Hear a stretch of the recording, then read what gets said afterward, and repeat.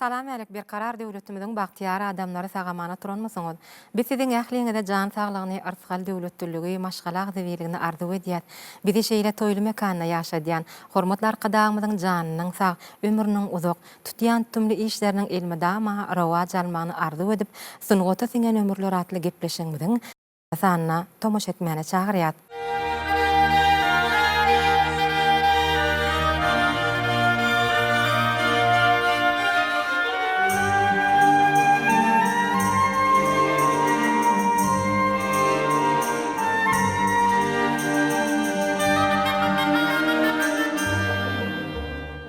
Mehribany illeşler, biz bugünkü gepleşigimizi Türkmenistanyň halk artisti, kino sunutynyň ustady Sary Garifa bagşlaýar.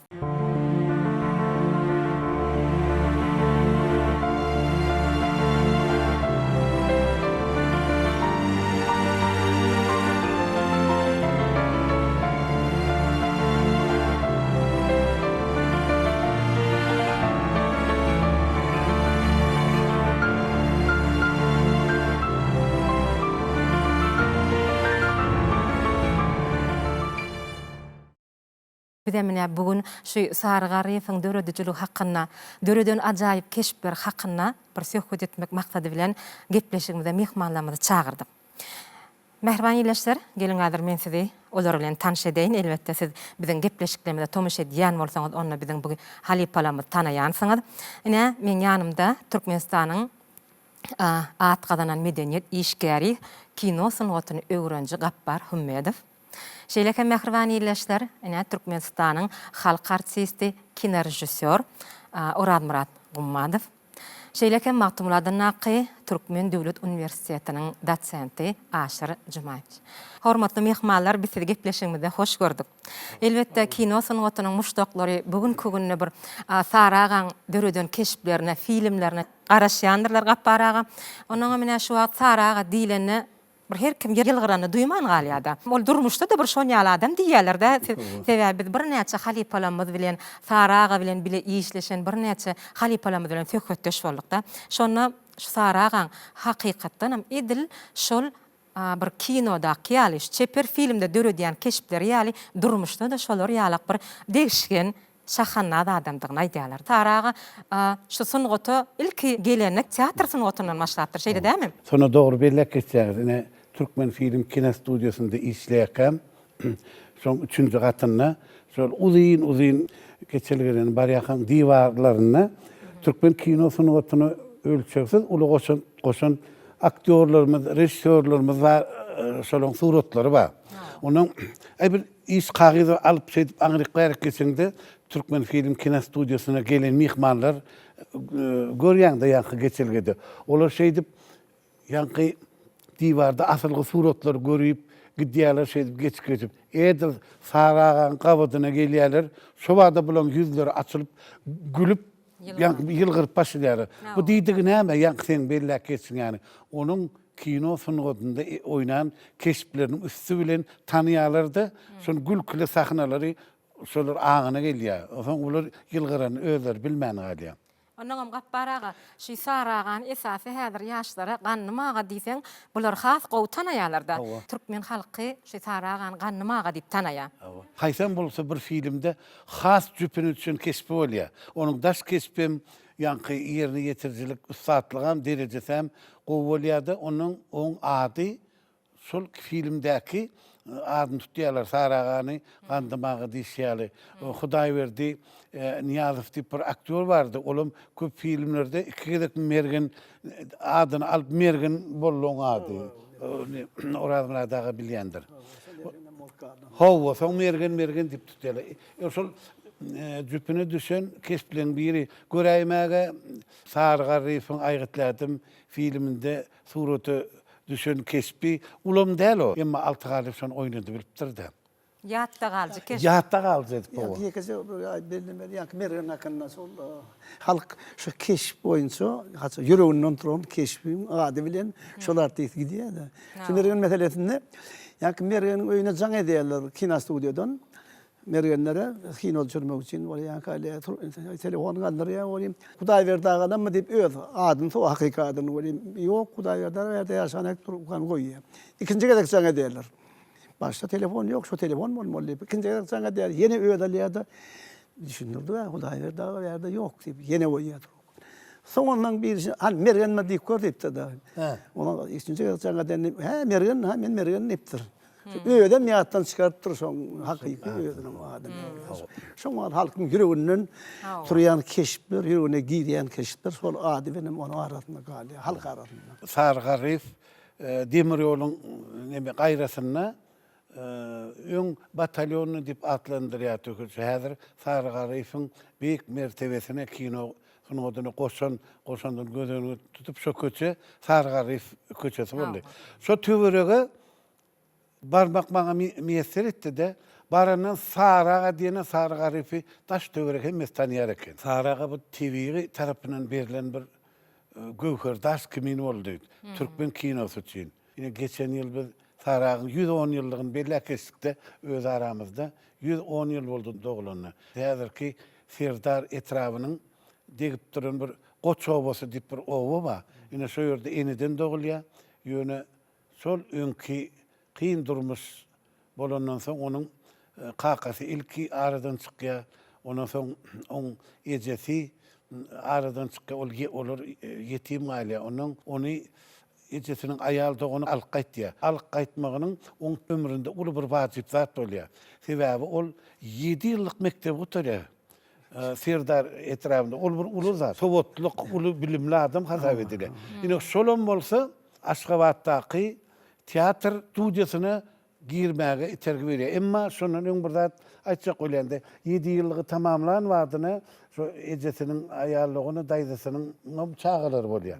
Şoň arasynda ösüp bulanýar. Emma ol 1 ýyl ýaly hazırki Serdar etrafynyň demir ýol çeleklerini awatlayan kärhanasynda birazjyk işleýär. O şu döwrün bolsa hemme edaralarda bolşýaly çeper höwesçiler gurna bolupdyr. Onuň bunun çağırıptırlar da yaş yigit bolan soň ol goşulmajagan bolupdyr.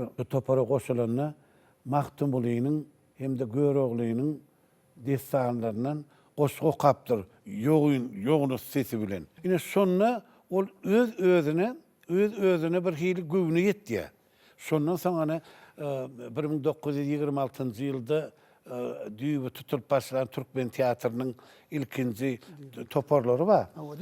Düýbüni tutanlarım. Ine şonu ol 3 ýyl okuýar. O 3 ýyl okuýardy.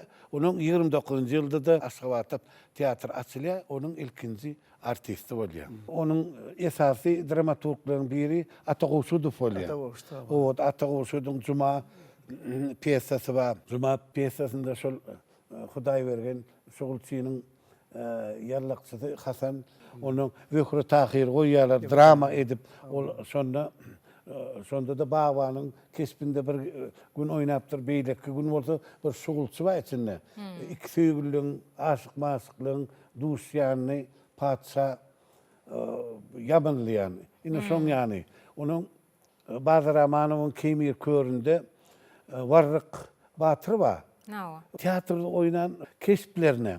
Seni diýen oňama dama bir hili gorkak, zöwütdiň, erbet häsiýetli, ýit häsiýetli keşpler beripdirler de. Bu bolsa näme üçin şeýle häsiýetli keşpler beripdir?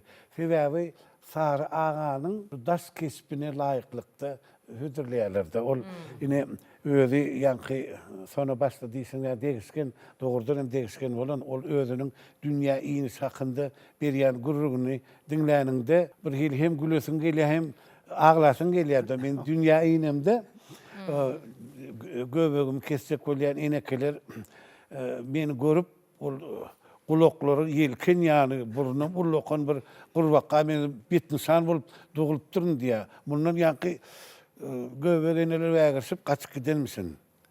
Onuň ejemi baý bolary näme bolýar hadip bolam diýä meni görenden dünýäden çağany görenden bulamdyň arkanlygyna gaýdyp olam görgüli şeýdi pakir bolupdyr diýip aýdýar.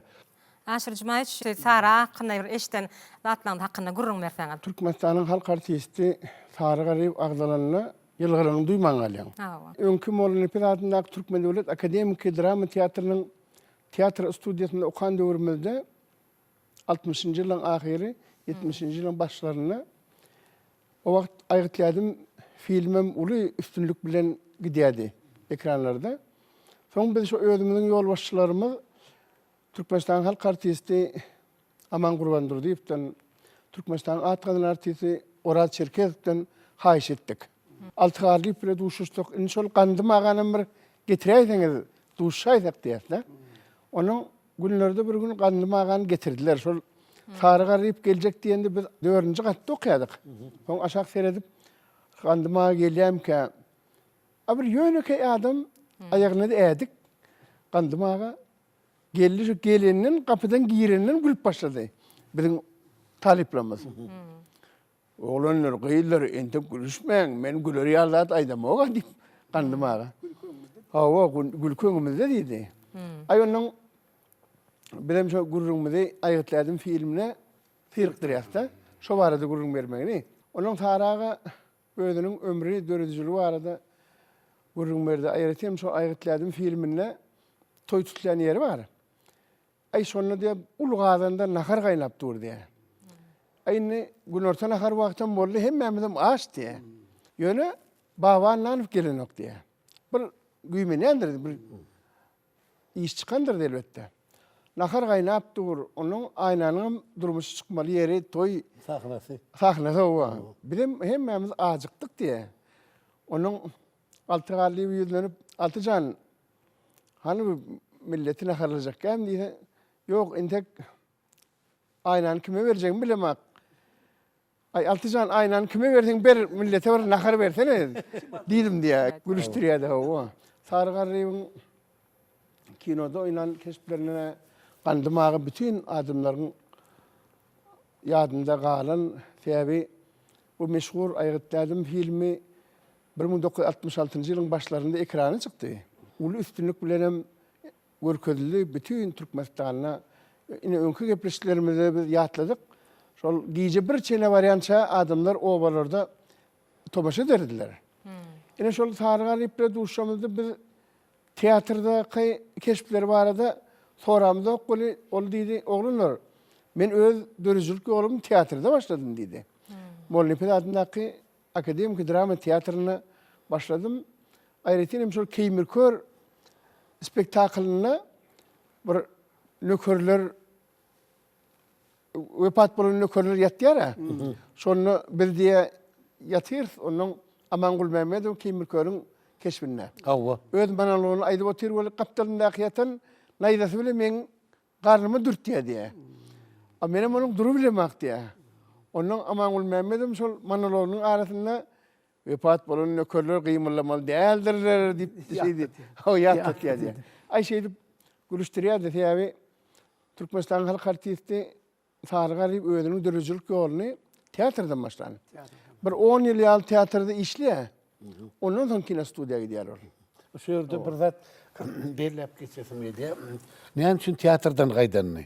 Şu döwür Önkümoğluny pesadyndaky Türkmen Döwlet Akademik Drama Teatrynyň ýolbaşçysy Yakov Feldman rejissor bolupdyr. Olam şol ertir sagat bir 10-lara goýulýan, täze goýulýan oýunyň taýýarlyk döwri şonu geçmek üçin onun bir ýyra galyp bir öňe gelip artistleň hemmesi bir jemläp bolan okdyýar. Muňa gahar gelýärde menden soň hiç kim gelmeli däl diýe.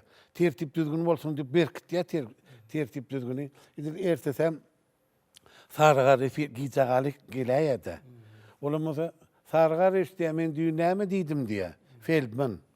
Onun Sarıgaryp'ın böyle men kapasdaky kuş däl diýärdi. Çıkıp gaýdanmyşyn, şondan çykyp gaýdyp Türkmen film kino studiýasyna gelenmişin diýerler.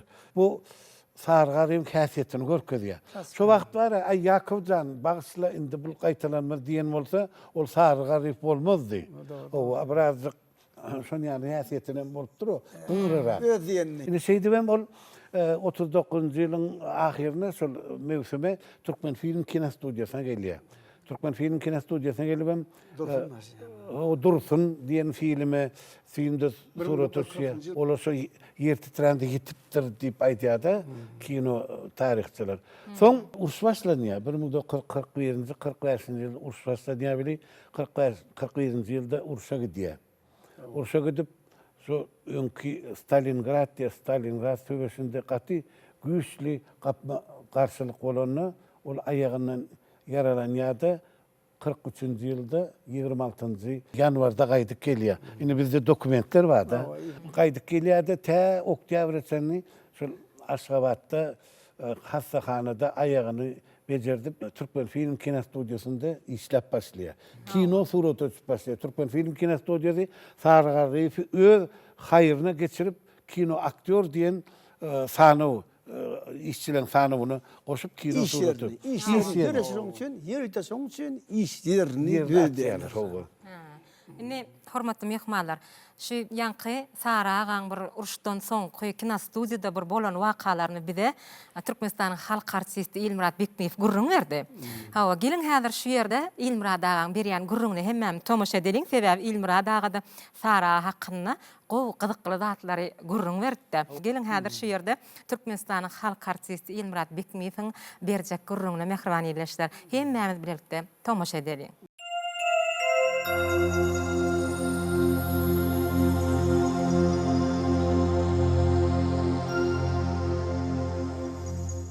Sarıgar Reýf diýilende bir türlü özüm ýylgyryny duýman alýan.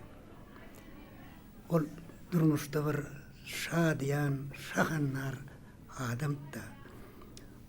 Ol 1927-1929-njy ýyllarda teatr studiýasyny guturup, şol teatrda işlemäge durýar. O bolky Mollany Pedarnaky döwlet teatryna. Ol özüniň şol teatrda işlen döwrüne gaty köp keşplerini döredýär. Cumada Hemranyň keşpini, Röhret Agyrda Hasan Julşynyň keşpi, Keýmir Körde Deverde Hanyň keşpi, garal şuňaly köp ýene-de uly ýanky keşplerde özüni görkezip, ol halk içinde özüni tanadýar. Ol 1940-njy ýylda ýanky Türkmen Film Kino Studiosuna gelýär. Şu döwürlerde hem delip getmene Dursun filmine ýanky surata düşýär. Jadyrlydyr filmine surata düşýär. Soňra 1941-nji ýylda uruşa gidýär. Uruşda bolup yaralanyp 43-nji ýylda ýanky ýerine dolanyp gelip ýene de şu Türkmen filmde öz aktyorçuluk hünerini işläp başlaýar. Uruş diýilende bir zat ýadyma düşýär ýanky Sarıgar bilen menem bir 1950-nji ýyllardan bäri tanış ýa-da men o wagtlar bir 10 ýaşymdadym. Ýöne şu wagtlar kino studiýada ýanky terjime ederdik kinolary. Benim çağalar barada kinolary orta dilinden Türkmençe terjime ederdik. Şol wagtlara ulu artistlerim gatnaşýar da terjime altyarly derdi, ýanky ata döwlet derdi, ýanky Gylşber derdi. Garada köp aktyorlar şol terjimeçilige gatnaýardy. Şoluň içinde Sarıgarym bardy. Ol bedem bir topor çağalar bolýan şol näme ol wagtlar ýanky kino studiýada günlüğünü ýanky terjime edip bolmurdy ýa-da. Şu yer ýykylanan soň ýanky şol terjime edilýän jaýlarda daşky her daşyndan bir ýanky motor geçdi, maşina geçdi içinde ýanlanyp durdy. Şoň üçin gije saat 11-den soň irden 6 terjime edilerdi. Şol ähli daşky ýanky gyýyklyklar zatlar duruny. Şonda bir ýanky haraket manada Sarıgarly çağalarmy ýanky nime dip gurrun bererdi. Ýanky her ýer meni uruş wagtyny uruşda boldum. Ýanky bir soğuk ýerde boldum ýanky uruşda. Sesinden çağırjak bolsam sen eşdemek ýanky howada sesin doňup galýar diýdi. Onu bir görsem diýär ýanky bir çıktım oyunu hol ağırdan tank diye geliyor diye bir de karşı diye. Şu benim diye şu tüpeğimi alıp şuna çenep attım oyunu yankı okum diye huvadı donk kalaydı. İni ne etmeli? Ay benim diye şu çal oğlum yedik geliyor dedim. Benim ikinci tapar attım oyunu yankı.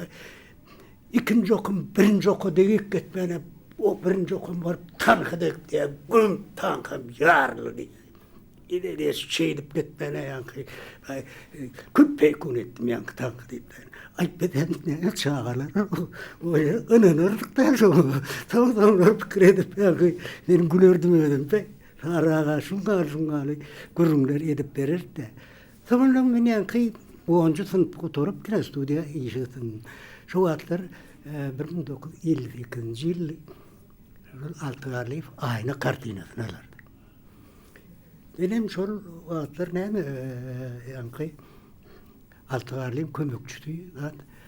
Onun şol ayrıda bunun içinde Yeketut diye bir yer vardı şu tayda yankı.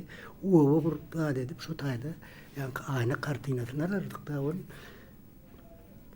Bir yankı epizodu almak yankı maslahatlaşıp önünden yankı ayrılıyordu. Şol epizodu alacak deyip şol Yeketut'a baramızda şol böyle onu alacak baramızda yankı şol bölükte oynayan bir aktör yaramadı. Onun neyme şol bölük çalışmalı oluyordu. Ondan şol o bölükte de sargarı yankı oynamalı. Olam yok ona aydılmadık da ona. Yankı önünden bir gün ayıtmalı.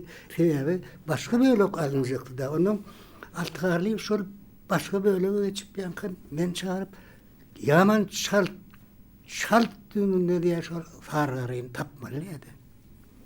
Ay benim maşin alıp gittim. Yankı ol, otluyum. Gayrasında yaşayadım. Ay bardım yankı üylürüne orayın. Yankı maşgalat ayıttı. Yok dedi, olluydu. At, ir turup dedi, ir gidiyor dedi. Nire gittik ha? Ay ben neydi bilmem neydi. Ol ayıttınız mı onu dedi. Yok aydım yok. Ay onu dedi, tapmak kat kıyınır dedi. Ay eyle aylanım, beyle aylanım. İyidime dolanıp bardım onun. Oturulur da, o ne hemen şu bir aktör, şu bölümde aktör yetmese ne ilacı olur? Yani Altıgarlı, hani ne hemen ben dedim şunlar, var dedi, şun tapman şu ayda karan gör, köday mı dedi, tapık geldiydi. Ay yine de maşinle gittim yankı, eyle aylanım, yankı hargarı, şu çay içmeni, İyiden kovururken hemen çayhanalara da aylanım. Tamam. Ay ne eteceğim bilmem yankı. Maşine minrip erttim onu hemen Altıgarlı. Kahar otuyor da yankı. Ay buna elin kalkıp gitmene hemen nereden oldu. Onu da bana diyeceğim. Hemen ben üstüme koyuyorum. Şimdi ben ödüm tapırlım dedi. Aytmana kendiniz de önünden neydi. Ay şun hali bir meşhur adam da diysen, aktör diysen, artist diysen, artista. Olur, yüzü durmuş artista on yankı. On keşpem, yürüyüşüm, gepleşim, yankı. Yani bir eğlerek ettiysen edil şakırdı deyip şunu edebilen aktör de. Ayna Çeper filminde yankı Altıgarlı hol mektepte okuyorlar. Bir topur yaşlılar, şu artistler okuyor. Altıgarlı'nın da hani o idea da Fenniye hani tahtada diye yediğini yazıyor olan. Onun şey deyip ya özünden tap ya yediğini de yazılanır oğlanlar. Şolun bir yiyem öz boluşunu öz alıp barışına şu kinoda. Şol diyen sözü otayda şol diyemelem der. Olin şol Altıgarlı gülüp şunu alıptır da yediğini yazılanır oğlanlar deyip de. Şungalı bir öz boluşlu aktör da onun neme tomoşuttur katı kovulya ayırt verdim dedi hani yankı Dövra'nın baştan geçiren filmin yankı Akmurat Beşim Durdu Saparov Sargarı'nın yankı üç olup yankı Ağustos keşfini oynayıp kara yankı Sargarı değilinne yankı ödüm bir tizli yankı Güwanyp aýdýan da şol adam hal. Ol adam bir güwanır adam da şeýle bir ýanky şadýan şeýle bir ol türkmen filminde ýanky gaty köp peşpleri 30-dan gowrak keşpleri ýerine ýetirendir. Ony tomaşaça belli film ýanky aşragan göçütlügi onu da ödül o durmuşun ýaşulykda men ýalman ýanky owa ýanky şol aşragan göçütlügi diýen filmi getirdiler. O wagtlar näme şol akaýatyň ýüzünde görerdik daşarda. Şonu ýanky gördük kolin ay o ýaşullar kran şu gülüşip etdiler. Biz durmuşda bolup geçýän wakalar da ýanky şoňa.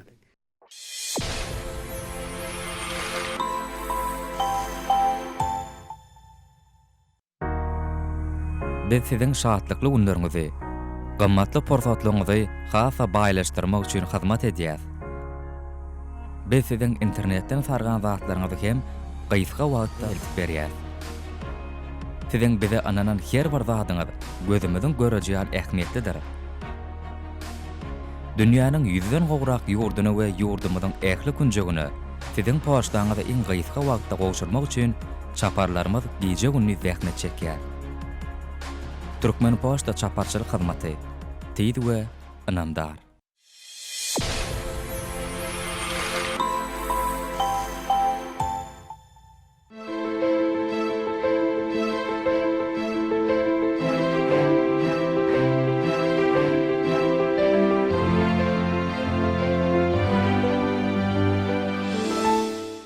Mehrbany ýeşler biz gepleşigime dowam edýär. Indi hormatly mehmanlar şu wagt Saragan ýatlap otursa, Saragan şu türkmen kinosyny otunyny 3 möjek ýyl goýan hemmäni bilýär. Indi Saraga bir näçe filmlerde gowy keşpleri ýerine ýetirdi. 1944-nji ýylda türkmen kinosynyň ýaşuly kino rejissöri Miret Atakhanov urşun gazaply döwri söwüşip ýören ýigitlerimiziň göwünü götürmek üçin Zadyly dur dip film konsept surat öçürýär. Ine şonda da Sargar Ramonia bu filmiň bir gymmatly ýeri şu wagt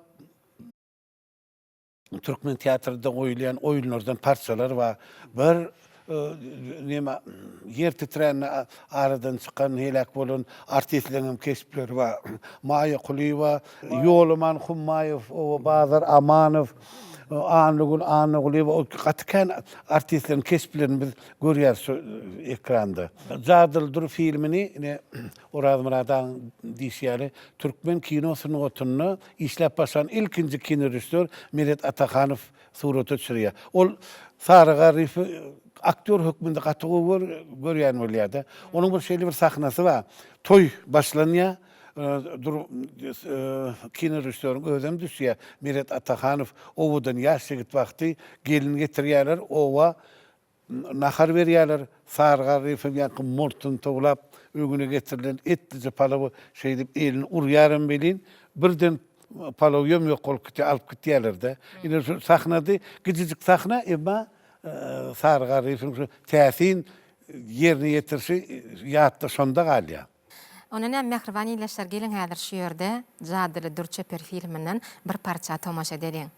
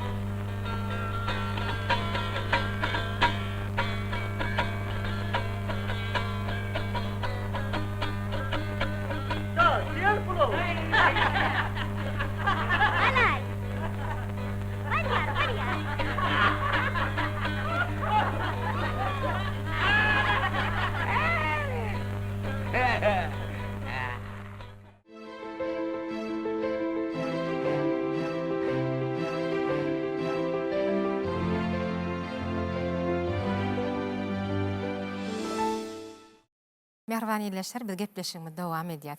Ine hormatly mehmanlar, şu ine Saragan döredön filmler hakynda söhbet edip otursam. Saragan yine de bir düşen filmleriniň biri uzakdaky gelini. Türkmen film kinostudiýasy şu halkyň bir göwnüni götürmek üçin uruşdan soň aýdym saly uzakdaky gelinlik çeper filmini alýada. Ine şonda da Saraga şöýde bir ajaýyp keşip ýerine ýetirýärdi. Şu hakynda da bir söhbet etsek. Dogry diýen sonra uruş tamamlanandan soň halk köp görügi görýär. Yer titremeden öňü seýresinde surat ölçülýär bu film. Aýdymly, sazly, tansly, bu gow kompozitorlar işliýär, sazyny ýazýarlar, altygarly hem tansam edýär. Jigitler tansany şo ýerde türkmen bedew atlary görkezler, ýarşy görkezler. O hatda artist ýetmez opera, balet teatryndan hem çagyrýarlar oňa.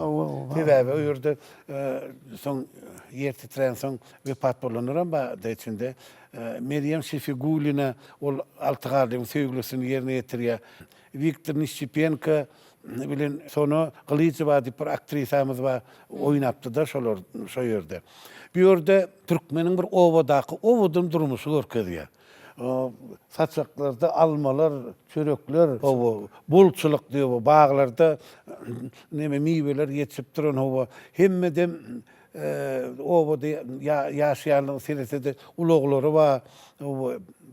Ödem bolsa paxsaly bir kerpiçden edilen jaýlarda ýaşaýarlar. Ine şolar ýaly durmuşy görkezmek üçin filmi Yevgeniy Ivanovyç Barkov diýip bir Türkmen film kinostudiýasynyň köp önümlerini surat etýär.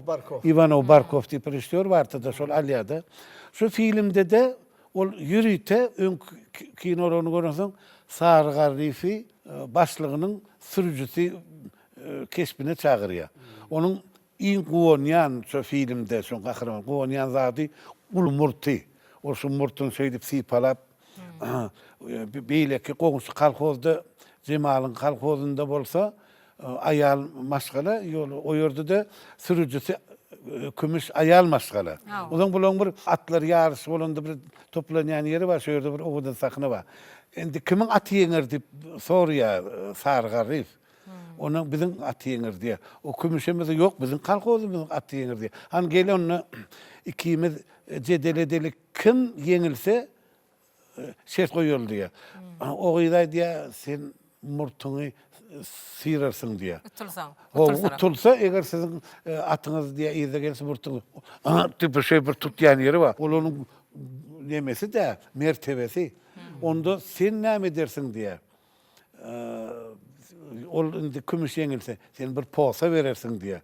Olam bolýa diye ikisiniň göwüni ýetýär de öz atlaryny. Ine şeýdip bir ikisiniň kümüş bilen kümüş murady bilen oýnaýan bir sahnasy bar. Şonda iňçiden ýönekeyden ol beýleki keşplerini meňzemeýän bir täsin gahrmanyň keşbini usatlyk bilen berýär şo ýerde Sargar. Orad Murad ağa, sizem ençe filmlerin rejissöri, ençe filmler döredön rejissör, halipa, o Sargar Rifi görünsiňiz, bile işläpsiňiz. Bile işlemek nesip edipdir. Sizem enne şu gün kunna bir bolup geçen wakalardan ýatlasaňyz. Men gynamsam şol Saraga ýadaky hiç bir artista meňdemeýän, hiç bir adama meňdemeýän juda öz boluşly. Men köpünçe dünýede şoňa meňdeýän adam bardyr meýdem ok. Şoňa meňdeýän adam. Şoň üçin gynansaga men az gijrek geldim okuwdan, ýa-ki ýaşym boýunça gijrek geldim. Şoň üçin ulana imali filmlerde men ulant bilmedim many. Görýänizmi? Kim we näme ýatda galýar eterlerde. Aýratynam kino, teatrdyň oturunda şol içi daşy öz boluşly. Hiç kime meňdemeýän. Olar näme diýär? Olar ýatda galýarlar. Hawa. Şo daşky görnüşiň, daşky keşbiniň hiç bir insana meňdemeýişi ýaly, o içi keşfem edir şoň ýaly. O şeýde bolmaly, tebiň zat. Tebiň adamın daşky keşfi, içki keşfine gönmel salgynama diýilýär. Beýerde hiç çaprazlyk bolmaýar. Şoň üçin şol bir hili daşdan göreýmäge ulokan gör ýok ýaly. Ýöne şoňa siň eter edýän şol adam gözüne. Aňyrdan bir bir içki bir şuňur nuranalyk bar. Şoň üçin hem ol jadi ýaly so tomoşaçylary ödüne çykdy. Dünýä meşhurlarynda ol Rus rejissori, kino rejissori, Boris Ritseri diýip bir ertek goýan rejissor bar. Hawa. Men oňa gaty ýakin ara gatnaşdyrdym. Öýdem. Dünýä meşhurlarda iň erteki diýende açylmyllar. Öýd bolşullar. Iň güýçli rejissor bilen duşamyldy. Germaniýada uly Berlin festivalynda urun çykdy. Bana aýtdy, ýani men sana toğra umma diýdi. Taraga diýrimi diýdi. Benim hayır gaýtdy diýdim. Ýerwet gaýnançy bildirdi. Bilen akeni. Ha. Görýäňmi diýdi, dünýä kinosyny diýdi, nähili uly ýitdi diýdi. Menem onu siz neden onu içkin tanıyanız dedim. Onu içkin tanımayan yok dedi. Yani men onu neydi? Şu Aladdin'in Zadali Sırası filmini men koydum diye. Şu filmde de men neydi? Şunu yürüyütü men şoň için yazdım, şoň için koydum dedi. Bana da etti. Ha dedi. Görüyorsun dedi. Sen onu kinoluğuna düşürdün mü dedi. Benim aytdım. Ay biz ağır vakitrak duştu. Men giyizrak geldim. Yani sol gödüňni tutýanlatdan yetişip bilmedim dedim bol gatyna. Ýönetim wagtyny şartlaşdyrmaly ekeniň diýdi. Şonun ulanmaly ekeniň diýdi.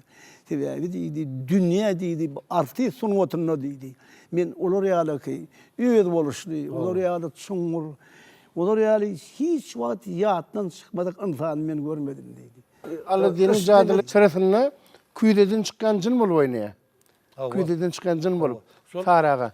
Boris Ritseriň öýde diýe grimem gerek bolanok onu diýe. Ol şol ýaňky diýen ütgüşük ýüzli adam bolan üçin o jyn üçinde. Orazma şo filmde Gruzin, Özbek, Ors, Asetin artistler, Türkmen artistler oýnaýar. Naýbaş artistler. Naýbaş artistler. Direm ýatda galmaz, ýekejedem. Ol artistler oýnaýar. Ol bir köp milletli artistlerin gatnaşmagynda Müňwergiýje diýip bir kitap başyň bir şahasyndan alınıp. O kino kän görkezildi. Murad ağa bile işleşdik diýdiňiz-de. İşleşdik. Hawa Saraga bilen. Şimdi ben öyle giyecek yankı işimler giyecek geldim. Ben geleyim de yani Türkmen filmi rejissör, kino rejissör kumuna geleyim de sol kino stüdyamın orta aran bir hovdancık vardı. Şu hovdancın daşında da ay suğuca kaçta atmam, ısıvatlar şu yerde oturuluyordu. Ama gelen yanrak böyle yankı iksan olup oturan ekendir. Şu at yannak yadım sen hekimdigi. Ondan geçip arayadım malay beyarik gelliydi bana. Ay oğlum beyarik gelliydi. Ay oğulluydu, han beyarik gelliydi. Bardım böyle, sen neydi? Okap gelipsiniz bir yerde deydi.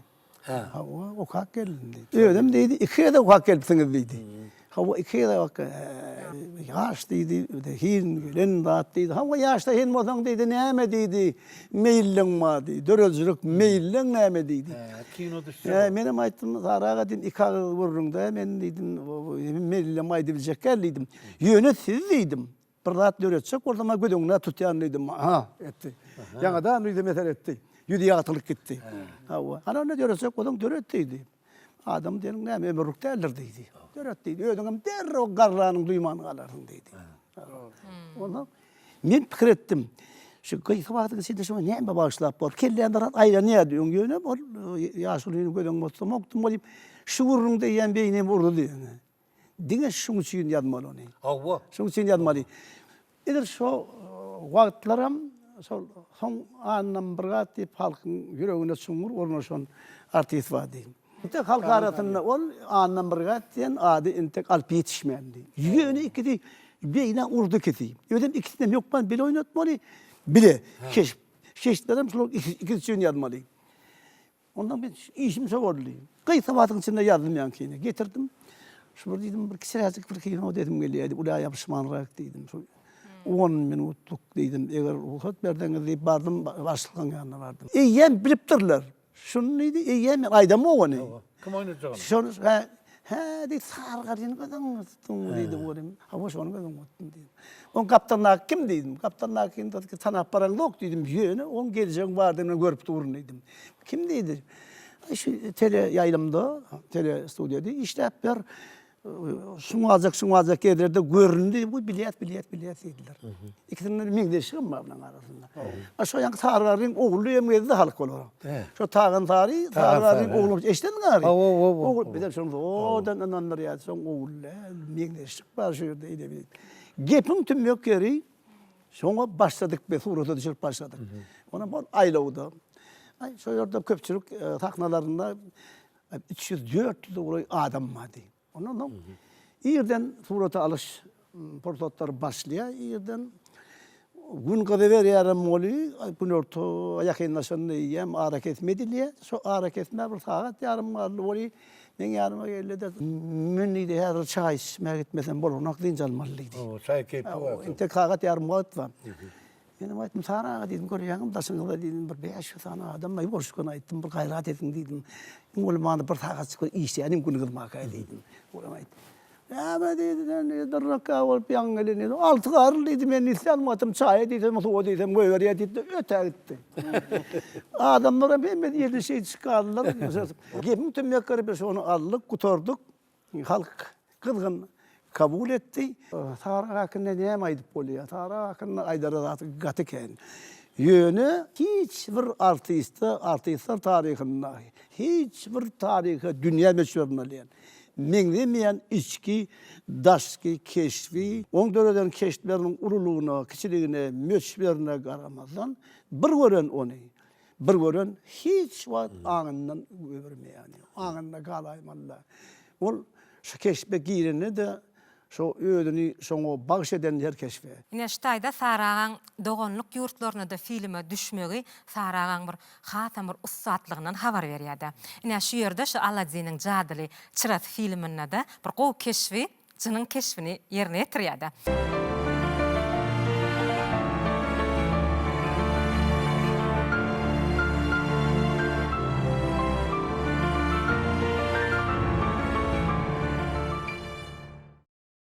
Sargariýew barada gurrun etsek bara hökmany şu tebigi zekini barada gurrun etmeliler. Sargariýew birinji gedek men aýgytladymda menim şu filmiň ses rejissöri şonna tanış olduk da şonna. Gandamagan keşfini ýerine ýetirýär. Menim ses rejissör oň üçin şonna bir zat etdik. Sargariýew ol bir ütkeş adam eken. Şu ödi köp gurlemeri saçan. Gelende de oturda gelýär bolan ýanyna adam dolýar da. Biri onu görjek bolup ýanyna barýar, biri diňlejek bolýar. Gurrunlarym gydykly da, gurrun edýär. Gurrun köp. Sargariýewiň öz bolşýany şu hareketler var da her aktörün. Şu hareketler boyunca ssenaride şu keşfini yadanlar şu sözleri näme sözler diýmeli, nädip diýmeli. Köp sözü bolany okmuş aktörä. Sözleri azyrak bolup şolam ýeterlik bolýar şu keşfin manysyny bermäne. Şoňa üçin şu keşfde Sargariýewe berdiler. Keşif boyunca özüni alyp barýar. On hareketlerim bir tüytli. Bir çala bir ýylgyrda ya murçagyny şey diýär da. Şonu şeýtse şolam tomoşaça yeterlik de güldürer yani tomoşaçany. Ödem gürlende köp gürlende ýöne diýen 2-3 söz diýär bolim, şolam yeterlik bolýar da. Toy bolsa bolýar, bar ýok 2 söz. Şonu 5-6 aktörä berseňiz bar. Olar diýer ýöne şuň diýişäni bolmaz. Aýgytladymda altı garly artist çala bir näde oýnap başlasa saklaýarda gatrak diýip başlaýarda artistlara. Nan bolsun, Hormat Müllük bolsun, Muhammed Çerkez bolsun. Oňarak şeýitmeli diýär boly. Ýöne gandamaga garly bir gedegem şoň ardyny tutanokdy. Gandamaga diýär şoň. Saragadyň ýüzüne seredende çala bir murtun şeýtse de adam ýylgyryp başlaýar. Şolary şu wagt ýatlyýar. O bir gowdat da ýaşlary hökman görkezmeli. Şolatlary ýatlamana hormatly prezidentimiz yol açdy. Hormatly prezidentimize sağ bolsun aýdan. Ömrü uzak bolsun. İşlerim şowlu bolsun. Kandım ağa. Kandım ağa. Ha, ne var? Eşeğini versene bir toya gidip geleyim de. Berkenin eşek varsa allöteyt. Var, hala. Duş attın. Yani haberdar var, ho. Bezdattır, halka saymasın. Arkayın bol kandım ağa. Kimin bir dattığını görüyor. Ey bolyadı.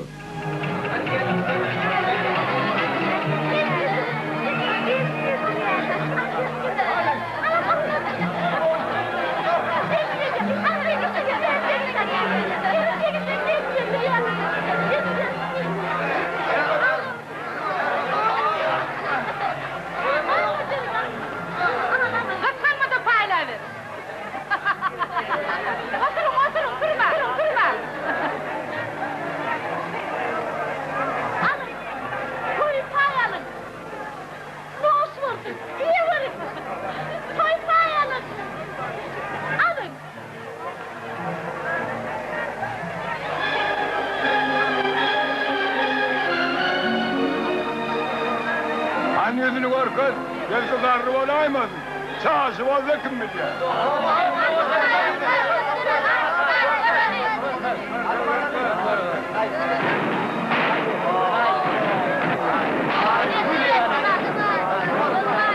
İne gelmeyip şuna diyeysen. Bu kıyıya ne edip verin lan?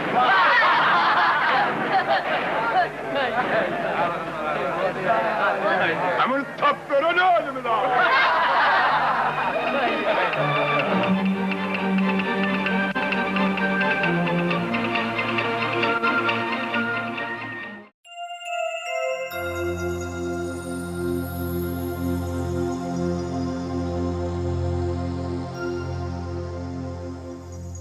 Ine şu Saragan yine de bir ajaýyp keşpi bada Türkmen halkynyň bir süýüp görýän çeper filmleriniň biri Aşragan höçetligi çeper filmi. Şolum Türkmen halkynyň aňyna galan filmleriň biri de. Şonu esasy keşfi jalanlaryan biziň ine şu halipamyz Saraga Arif. Yankı Orazmırat dağın gurrun versiýaly şu filmde on qıngıra häsiýetli garryny ýerine ýetirýär. O film bilýänsiňiz başlananda hormat edip ýaşuly hökmünde onu hol bir ýere demdiň zanmany iweripdiler. Şondan gelýän wagt ol ýolara ýap taky suwun artykdygy ýanky pahtany köp suw berip bastyranlygyny gözü bile gören soň bir qıngırılıp käýnýän saklanandan başlanýarda. Oşo ýanky owan düýün tutan bir adamlaryň bir hökmünde şo ýerde kinirişler berýär. Bu şu filmin senaryosy ýazylyp ýörkä Aşraganyň keşpine Saraga Arif göz öňünde tutulýar. Ine umuman Yürüydü şoň üçin. Yürüýdi şoň üçin. Dünýäde kan şolar ýaly. Demedi Amerikan kinematografiýasynda bar. Onu Jean Gabin, Fransuzlar hemşe şol aktyor göz öňünde tutup ýazar eken. Al Pacino, ozan Robert De Niro ýaly şeýle meşhur kino yıldızları Amerikanlar son oynap bilen derece katı inçelik oynar oynap bilen derecelerine layıklıkta senaryo yazıyorlar. Yine şey dip Aşran Höçetli filmine de Saraga Arif göz öňüne tutup senaryo yazıyorlar. Film aydımlı, sazlı, onda Antonina Rustamova onun aktygyny Oğulcan keşfinde çykyş edýändir. Antonina Salihowna gurrun beripdi de ilkinjige de kino songotyna gelşini ol häzirki Mahtumbuladyndaky Türkmen Döwlet Uniwersitetinde Rus filologiýasynyň okap ýörkä bir gün Han geldi Aga Hanowyň tarapyndan iwelen ikisany adam geldi de meni saýlap aldylar diýe. Kän gyzlaryň içinden. Gyzlaryň köpüsi suraty düşmek isläpdir, emma çigirmini bilen oken. Antonina olsa näme? O kakada ayak bitenden tigir başlan o men ağamda vardı diýe. Owa bilýän taryhy. Howa şu ağasyny kyn sürüp öwren en şeýdi bilen tasdiklanýar. Ine diýe suraty düşmäne geldik diýe bir grimde sakkal oturdular telpekli Bir qıngıra yaşlı ol eýem kesme giripdir. Korktum diýe bir- Korktum diýe. Vay bul men ol sebäbi aktygy söýmeli. Sen ataňa garratan ol kinoda on ejesiniň hakasynyň nirägede hakynda aýdyrany ol şeýle bir wagtymda babasynyň elinde atasynyň elinde ulandan nemedi.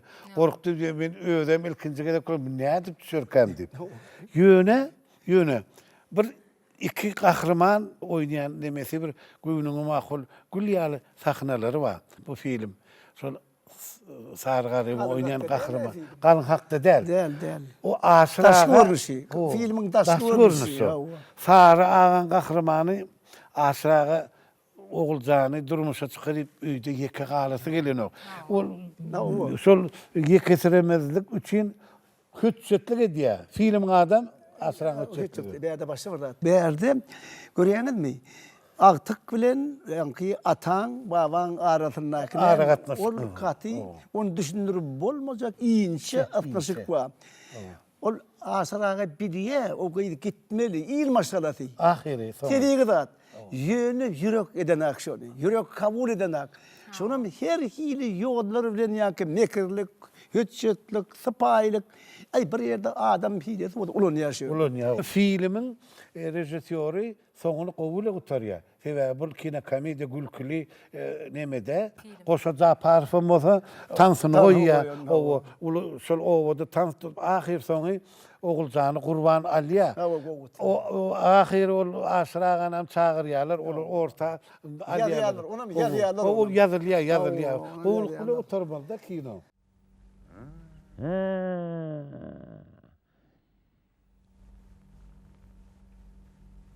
Sen ne beýle owadanjak eýnýäň, he? Owadan görünmekçi bolýan. Sen göwnüňden turmak isleýän. Şey diýsene, o ýaşydy görünmekçi bolýan edäsiň, he? Gaýdy ýaşygdy.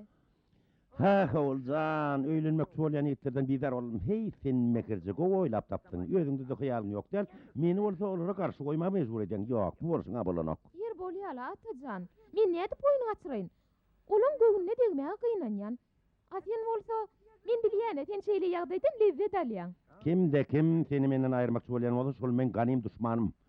Ol bir ýere öýlenjek ýigit bolanmalyk gelýär. Korkma. Men garram bolsam öýlenmekçi bolan ýigitleň 100 tüne taýgalaryň.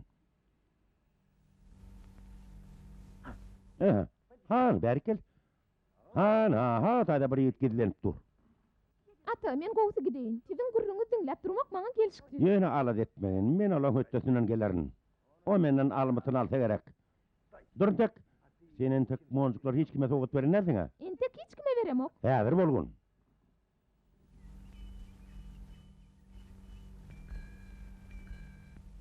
Gir, haýş edýän, utanma. Men mehman geldim, namazat.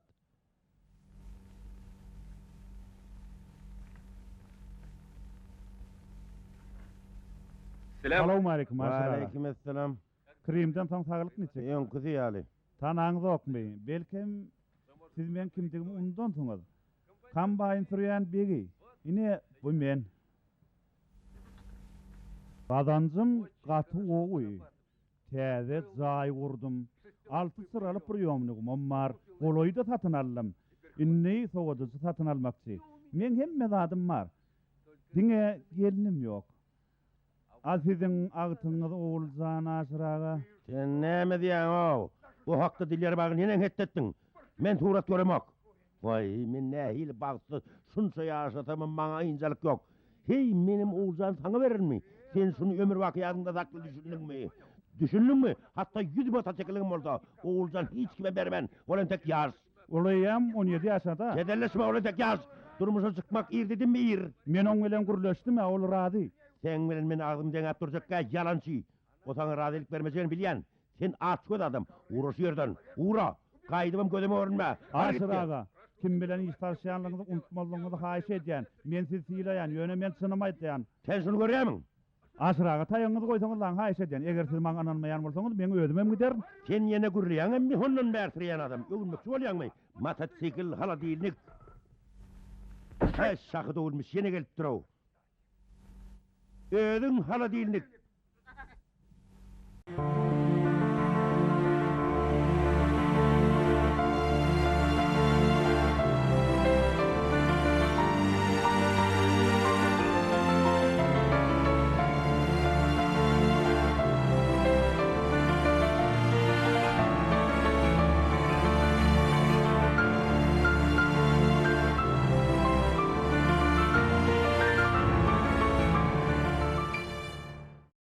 sarağana otuda oloy film ma diýdiňiz da gappara olaň hemmesine sanamak mümkin näliýene esasy bir baş keşpler jallanýar ýani ýene de inçe filmleri bar. Hawa şolar hakyna söhbetime dowam edäýeli. O dogry diýär.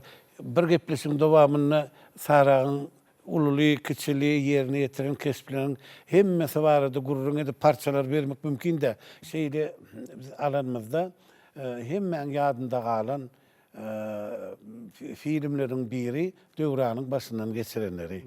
Türkmen Film Kinostudiýasy şu ilkinji egzamin filmi 59-njy ýylda alınýar. Döwranyň başyndan geçirenler 69-njy ýylda. 10 ýyl ara kesme bolýar. 69-njy ýylda bir gow eser ýazylýar. Döwranyň başyndan geçiren adyndan belli bolsa ýaly olam Döwran atly bir oglanjyk, ol öz ülkesini, öz doğulup önüp ösen yerini, hayvanat dünýasyny gorap, gowy görýän, çağalara niyetlenen şoň üçin artistlerim çağalar derejesine laýyklykda bir üýtgeşik surata düşmeli bolýar. Kino rejissor nähil neme bir ugur tapýar. Ine çağalar üçin hökman, bir dusman, garşydaş, erwet adamlar bolmaly.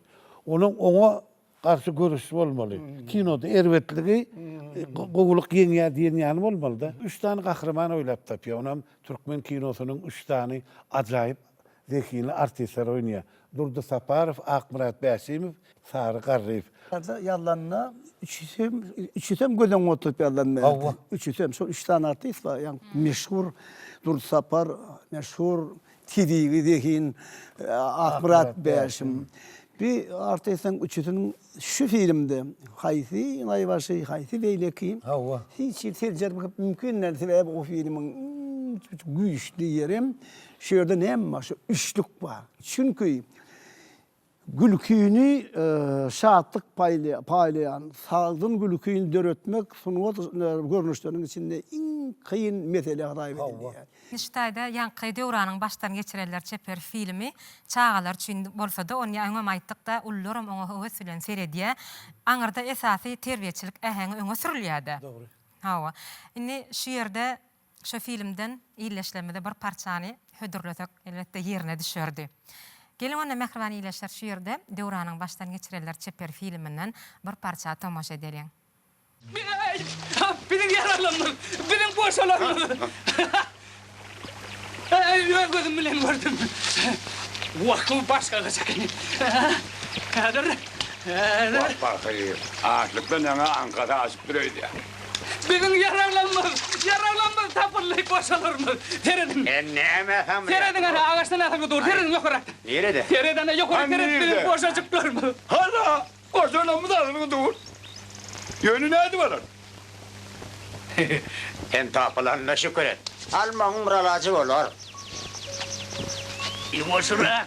Kulağımı kopardın o. Ay kulağıma basma. Neme şaka dayan. Ay ne mi diyeceksin aç valla? Duruyla bak bu ne mi?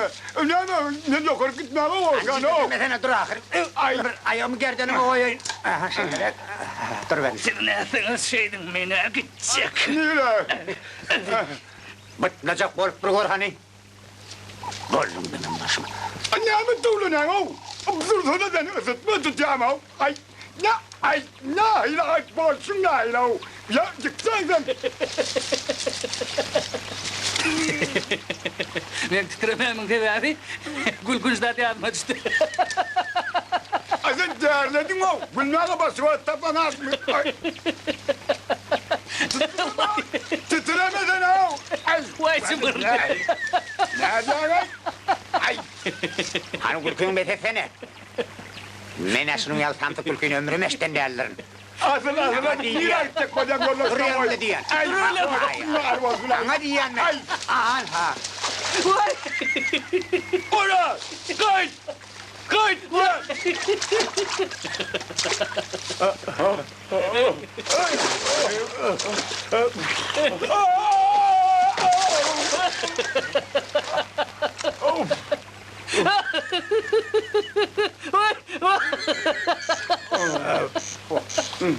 Şu meşik karın sebepli biz iri ugi çelek bolar. Men ölüm ya değil. Dirley. Vak şu vatır merdivan olaydı. Hatta yiptenim olsa olacaklı. Yipini yerden ayda. Kan nereden?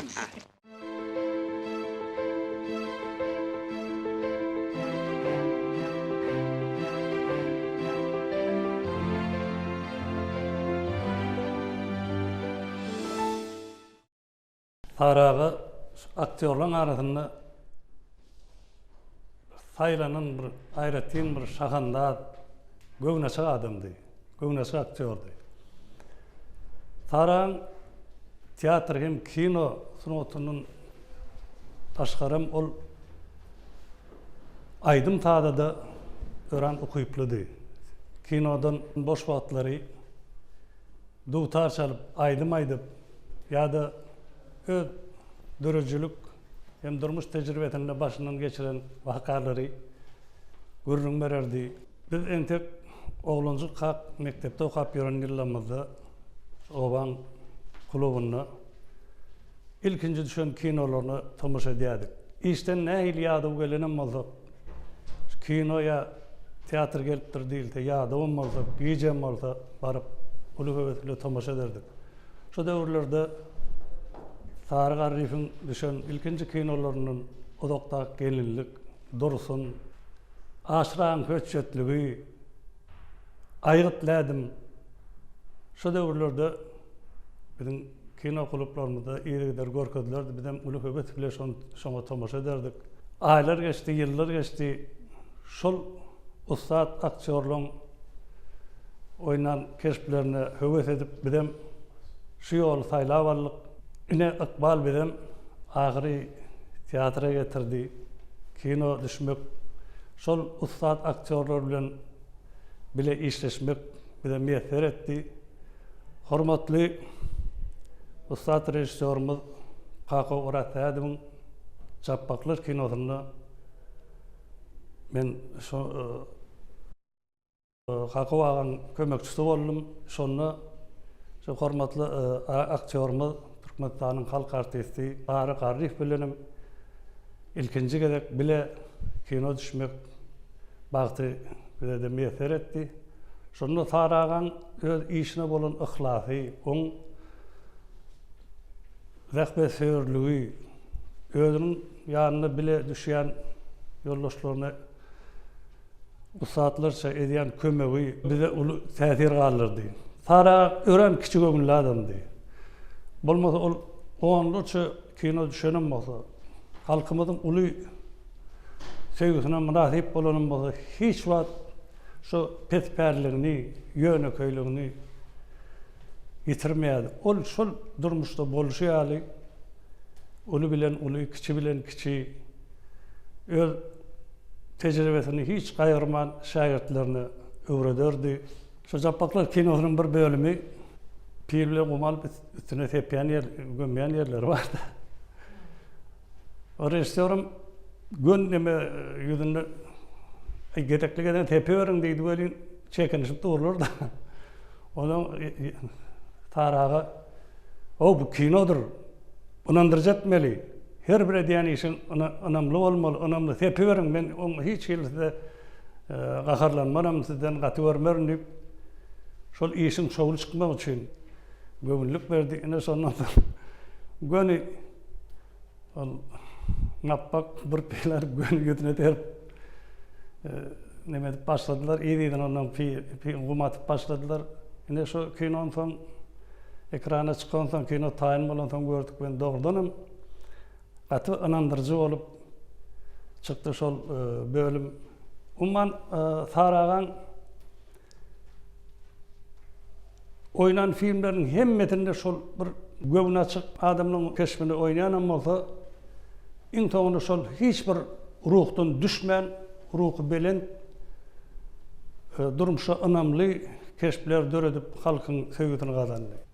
Türkmen kino hem tiyatro sunutunda şeyle öçmecek iyi kaldıran halipaları yatlamağa döreden mümkünçülük için hormatlı prezidentimize, kahraman arkadağımıza bir can tağlık, uzak ömür halkımız için, yurdumuz için Ediyen aladalar üçün tüytürökten sağ olsana ediyat.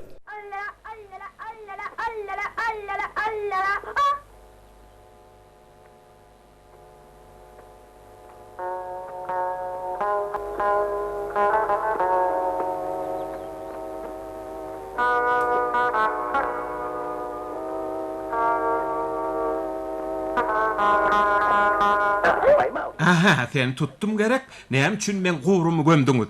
Men ýene gömüljek, gazyň. Ýaşuly.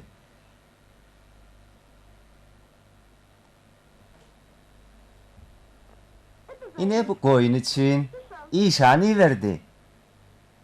Indi bolsa öňküňizdenem has gowy satyn alyň.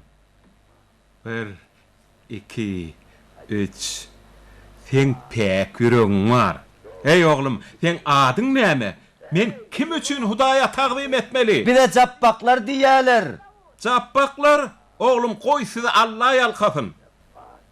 Ömrüňiz uzak bolsun, Allah ýalkasyn.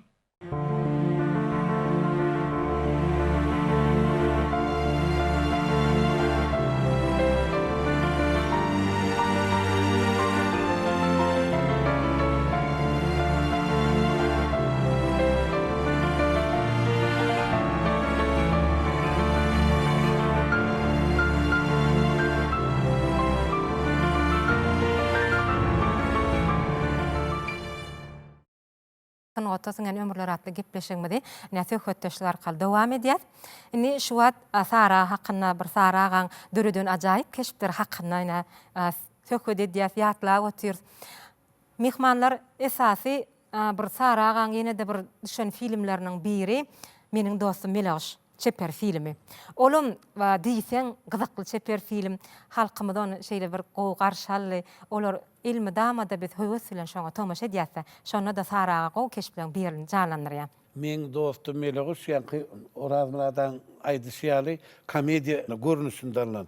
Halky güldürmek ýa-ni diýişini gaty kyn. Ol dige artistler çağıranyň bilen bolanok. Yazyan, goýyan. Yazyanam, goýyanam, oýnayan artistlerim wakada tesvirlenen wakada gülkili bolmaly. Sagdyn bolmaly da. Ine Muhammed Süýnhanow ilkinji gezek Ulu Çeper film alýa Anatoliy Yakovlew. Oýun Moskwanyň kinematografiýa institutynyň aktyorçylyk bölümini tamamlap geldi de o. Aldar Köseň başyndan geçirenleri, ondan soň çördüň kesbini Muradyň başyndan Muradyň zadylyk kitaby fi aktyor hökmünde düşüpdi de. Ondan ýan-ýan araban ýolunda çörlüğiniň kesbinde etdi. Ine bu kino rejissör hökmünde men dostum Melaş Şatly film suraty çürmäge girişdi. 1972-nji ýylda. Filmiň şeýle alındy wakasy bir ýöneköýden sada. Halkyň gowanjy, begenji, Melaş diýip atma şonda satsalar, hemme bergilerden diýiljekler da mesele şonda. O altı diýip bir ýaşygda mesela ata aşyk, muny berese gelenok, başga bir ýurda satmagyny halanok. O kino rejissörüm bolsa Moskwanyň Gnesini adyndaky Saatçylyk instituty tamamlap gelen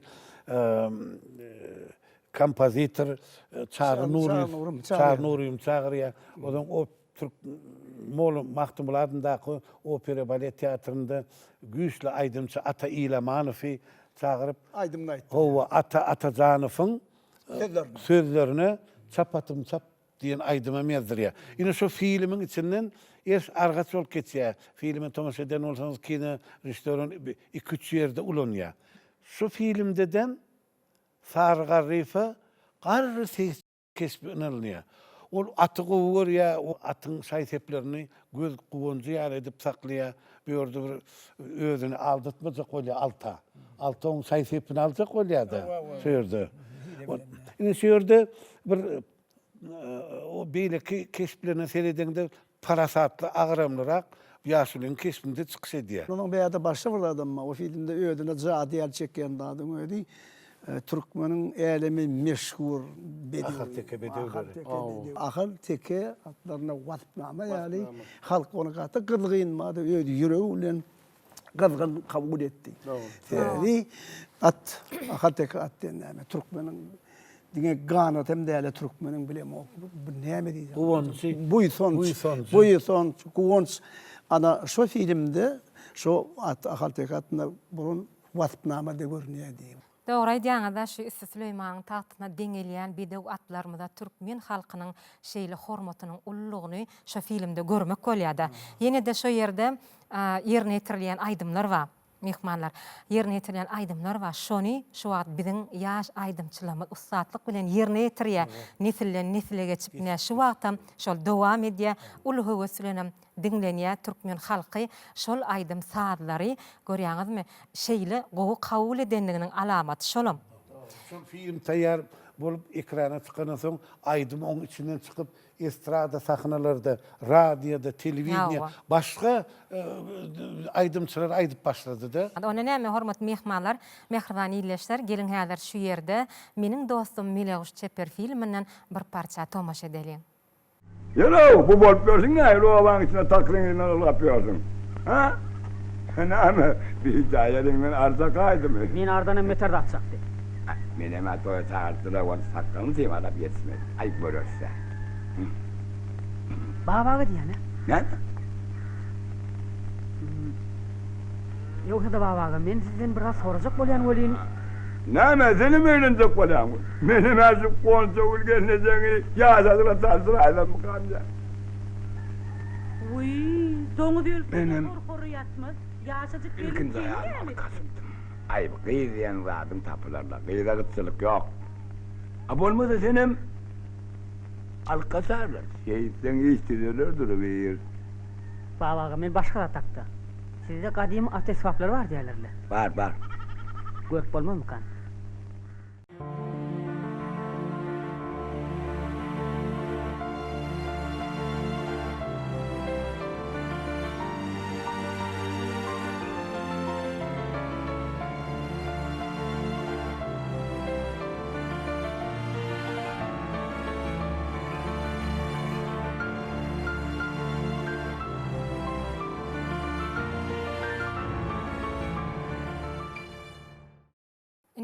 Hormatly mehmanlar şu saragan bir ýaşynyň soňuny iň soňky bir düşen filmleriniň biri Ýigit Mandama Ýigitdir Çeper filmi. Kappara şu hakkında da biraz görüňiz.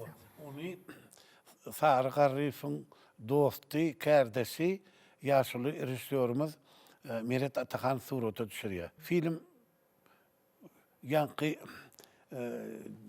diýişimiz ýaly olam gülkili, owanyň ortasında ösüp oturan ulu çınar, şol o çınaryň daşynda owy emele gelipdir. Bir wagt näçe asyrmyn onu. Onun täze gelen kolhozyň başlygam şu ýerden köçe geçirjek bolýar. Bu çynary kesmesek, çapmasak onu egri ýol bolýar diýip, o şu çınaryň düýbüni tutan ýaşullary muňa gahar edip çapdyrmajak bolýar. Ine filmiň ýanky gapma garşylygy nerede? Olam çaparman bular. Bularamy onu biz siz ýaşa beriň diýip ýaşlarym gahar edip, ol owanyň çetinde bir demdiň zalmany gidýärler. Indi ne bir toy tutup bilýär, o da galanır. Ýaşlar arasynda ýaşlarym gerek de. Ine film şul wakalardan düzülýär. Kino rejissör Meret Atahanow türkmen teatrlarynda kinosyna iň ýaşly adamlar ýygnýar. Şo ýerek. O ýerde artykçaly ilkinjige de kino komediýede düşýär. Biz onu gitihäsiýetli paçalaryň, hanlaryň kesbinde görüp berenden soň, onuň Şükür Kuliýew, Gurban Keljaýew, Atanur Mehmet, film surata düşürende Sarı Garryfam köni dostuny Meret Atahanow çagyrýar. Sarı Garryf iň soňky kespleriň biri bolýar film.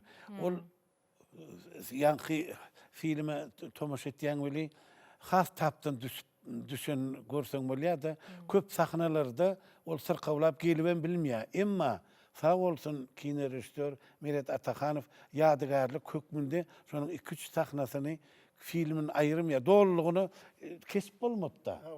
Ol hemme ýerde gatnaşmaly. Uturulmadyk bolýar-da. Ol hemme ýerde düşmeli, emma käýerde ýok howa, näçin ýok.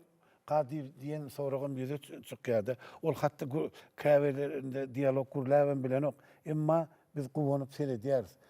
Türkmen kinosynyň köp ýyllaryň dowamyna täsin kesipleri oýnap, öz başy goşan Sargar Rifam şol filmde suraty düşüp kiçirak bolsa-da boldugundan sırxaw döwri bolsa-da bir goşanlygyny biz gowanýar. Mehriban ýerleşler, biz şu ýerde Yigit Mydam, Yigitdir adly çeper filminden bir parçany size hödürleýär. Hayır.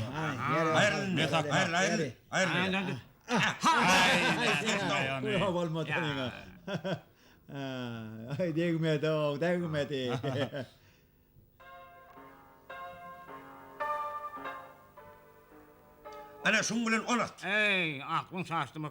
Beylerini tutok tayağı. Be. Hava sene dene. Ey, ana Amerikani ne tayağı ne il urmolluğun ben sana görködeyin. Sene tayağı. Be, monzok hav. Ay, bu nama sağ oldu gay. Tam yürüge dostay. Häzir hakyky oyunçyňa diversine wurteret. Ane. Ene. Ey tadanna. Be. Şar oyunuluğunu sağdın ziyan verýäni birinji ede geçdiýäni. Anın Ha. Ardana. Ey tadanna. Üllür.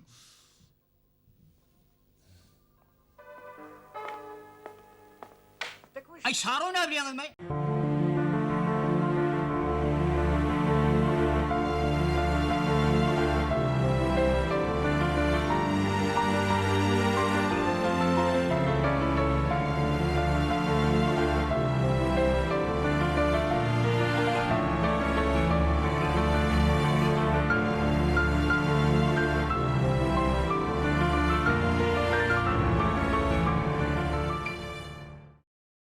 Biz öz medeniýetimizi, sunnatymizi üstürmäne goşan adamlarymyza gowanmana haklydyr diýär hormatly prezidentimiz. Mehriban ýerleşler, hormatly mehmanlar. Ine bizem bugün şeýle halipalarymyzyň birini ýatladyk. Döredön keşipler hakkında söhbet ettik. Hawa şol döredön keşiplerinden, çeper filmlerinden iyileşlemede hödürledik. Biz size köp sağ olsun aýdýar. Biziň medeniýetimizi, sunnatymyzy ösdürmekde uly üstünlikler arzu edýär. Ine şolar ýaly türkmeniň medeniýetiniň, sunatynyň taryhynda özleriň zehinleri bilen öçmejek iz goýup giden Sargar Rif ýaly halipalar hakynda türkmen telewiziýasynda şeýle gepleşikleri taýýarlamaga uly mümkinçilik döredýän hormatly arkadaşymyzyň jan sag bolsun, başydyk bolsun, ýyl ýurt bähwiti alyp barýan işleri mudama rowazar. Sag bolun, arzuwlaryňyz hasyl bolsun Gappar aga. Orad Murad aga söz sizden. Hormatly gahrman, mehriban prezidentimiziň medeniýete we sunaty oýan suratlandyryp bolmajak beýik aradalary, beýik söýgüsi waspnamasym ýa. Ine häzirem görýänmi? Ben Türkmeniň milli medeni boýsançlary bolan, şu beýik artistlarymyzy, rejissörlerimizi, umman beýik şahsiýetlerimizi ýatlamak üçin, boýtanmak üçin uly şertler döredýär. Şoň üçin şu ajaýyp fırsatyn peýda bolan. Hormatly prezidentimiň hemişe başı dik bolsun, hemme işleri gitdikçe rowaj alsyn. Sag bolun, arzuwlaryňyz hasyl bolsun. Biziň şeýle halipalarymyzy, meşhur artistlerimizi, yazıcılarımızı, şahirlerimizi ýatlamagy giňel mümkinçiliklerden mehriban, gahrman arkadaşymyzyň janynyň sag bolmagyny, belint başynyň aman bolmagyny, ömrüniň uzak bolmagyny, ýyl ýurt bähwitli, döwlet ähmiýetli işleriniň mundan meýlekde rowaçlyklary wetlenmegini men tüýsüremden arzu edýän.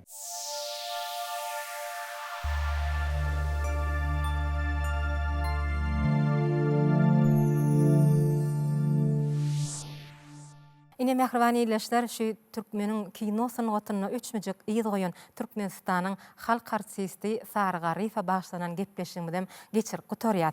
Bizden ähliňizde jan saglygyny arsal döwletdiligi maşgala ady berini arzu edýär. Sunatymyzyň hakowannary arkadaşymyzyň janynyň sag ömrüniň uzak bolmagyny ýene bir gedek dilek edýär. Hoş sag bolun mehriban ýerleşler, elmi dama saglykda, toýlarda görüşelim.